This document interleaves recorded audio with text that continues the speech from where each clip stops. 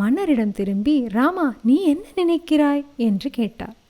தெனாலி பணிவுடன் வணங்கி, மன்னரே, எதிர்காலத்தை கணிக்கக்கூடிய பறவை என்று சொன்னால் சுவாரஸ்யமாகத்தான் இருக்கும். ஆனால் 10,000 தங்கம் கொடுக்கும் முன் ஒரு சின்ன சோதனை பண்ணலாமே என்றார்.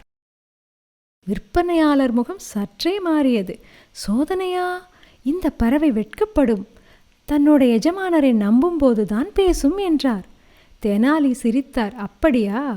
ஆனா இது எதிர்காலத்தை கணிக்கும் என்றால் இன்று விற்கப்படுமா இல்லையா என்பதை கண்டிப்பாக தெரிந்து வைத்திருக்கும் இல்லையா? அரண்மனையே சிரிப்பில் வெடித்தது. மன்னரும் சிரித்தார். சரியாகச் சொன்னாய் ராமா என்றார். உன் பறவையிடம் கேள், என்ன நடக்கப் போகிறது என்றார். விற்பனையாளர் திணறினார். கூண்டை நோக்கி, ஓ புத்திசாலி பறவையே, மன்னர் இன்று உன்னை வாங்குவாரா மாட்டாரா? பறவை அமைதியாக தலையசைத்தது. தெனாலி ஆர்வமாக பார்த்தது போல நடித்தார்.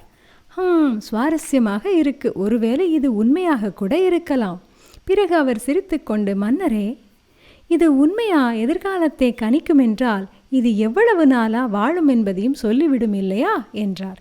விற்பனையாளர் நடுங்க ஆரம்பித்தார். மன்னரே, இப்படி கடினமான கேள்விகளுக்கு பறவை பதில் சொல்லாது. தெனாலி சிரித்தாள். அப்படியானால் சின்ன கேள்வி கேட்கிறேன். இது நாளை வரைக்கும் உயிரோடு இருக்குமா? விற்பனையாளர் பதற்றமடைந்தார்.